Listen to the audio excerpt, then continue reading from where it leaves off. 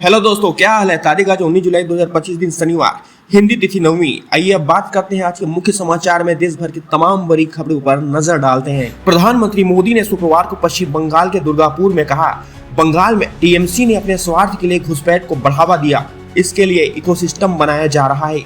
ये राज्य, देश और बांग्ला संस्कृति के लिए खतरा है। उन्होंने कहा, टीएमसी ने घुसपैठियों के पक्ष में कई मुहिम शुरू की है।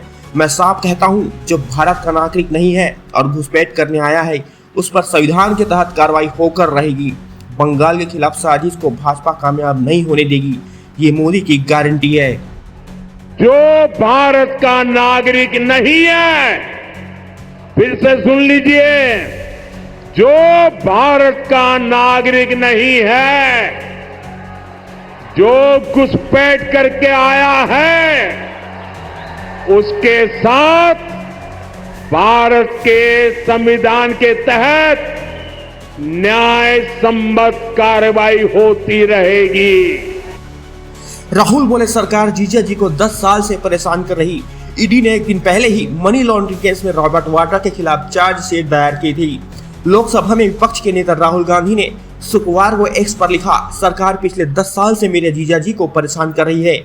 यह चार्जशीट उसी षड्यंत्र का एक हिस्सा है। उन्होंने लिखा, मैं रॉबर्ट, प्रियंका और उनके बच्चों के साथ हूं, क्योंकि उन्हें राजनीतिक रूप से प्रेरित बदनामी और उत्पीड़न झेलना पड़ रहा है। मुझे पता है कि वे बहादुर हैं और वे पूरी गरिमा के साथ इसका सामना करेंगे। आखिर में सच्चाई की ही जीत होगी।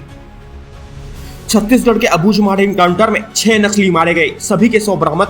AK-47 SLR राइफल जैसे ऑटोमेटिक हथियार भी मिले। सर्च ऑपरेशन जारी।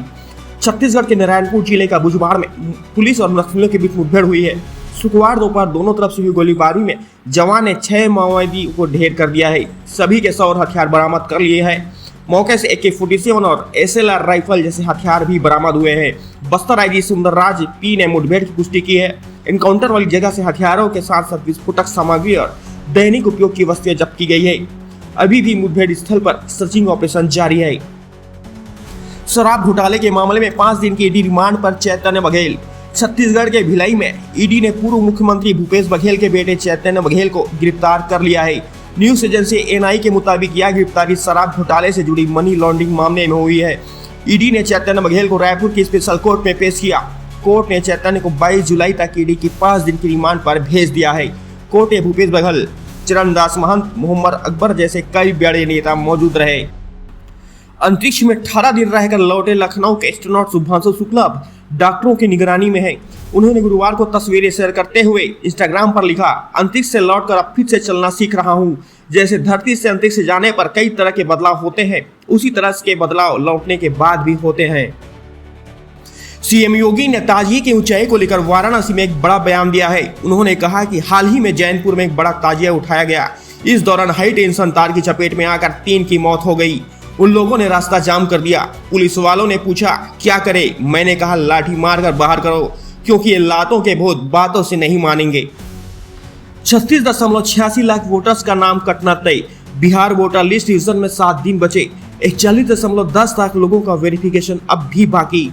बिहार में चल रहे SIR अभियान में अब तक 94.68% मतदाताओं का सत्यापन हो चुका है। अब यह अभियान अपने अंतिम चरण में है और केवल 7 दिन बाकी है। कुल 36,86,971 मतदाता है जिनमें BLO संपर्क नहीं कर पाए हैं, जिनका रिकॉर्ड संदिग्ध पाया गया है। अनुमान के अनुसार 12,71,414 मतदाता शायद अब जीवित नहीं है। वही 18,16,306 मतदाता ऐसे हैं जो शायद स्थायी रूप से कहीं और चले गए हैं। 5,92,973 लोग ऐसे पाए गए जिनका नाम एक से अधिक जगह पर दर्ज है और 6,978 ऐसे मतदाता हैं जिनका कोई भी पता या जानकारी नहीं मिल सकी है। कवासी लखमा को हाईकोर्ट से नहीं मिली बेल। शराब घोटाले केस में बंद है पूर्व आबकारी मंत्री। हर महीने पहुंचता था कमीशन का 2 करोड़। छत्तीसगढ़ शराब घोटाले केस में जेल में बंद पूर्व आबकारी मंत्री कवासी लखमा की जमानत याचिका को हाईकोर्ट ने खारिज कर दिया है। कोर्ट ने कहा कि मामला को गंभीरता को देखते हुए जमानत नहीं दी जा सकती। केस की सुनवाई जस्टिस अरविंद वर्मा की बेंच में हुई। बता दें कि ईडी ने लखमा को 15 जनवरी को गिरफ्तार किया था। उसके साथ ही शराब घोटाले के केस में EOW ने भी केस दर्ज किया है, जिसकी जांच के बाद चार्जशीट पेश किया गया है। इस मामले में भी EOW ने गिरफ्तार किया है। कवासी लखमा ने अपने वकील हर्षवर्धन के माध्यम से अलग अलग याचिका दायर की है। राजस्थान में 1100 पदों पर भर्ती का नोटिफिकेशन जारी, ग्रेजुएट्स को मौका। Rajasthan staff selection board Jaipur ने एग्रीकल्चर सुपरवाइजर के 1100 पदों पर भर्ती का नोटिफिकेशन जारी किया है।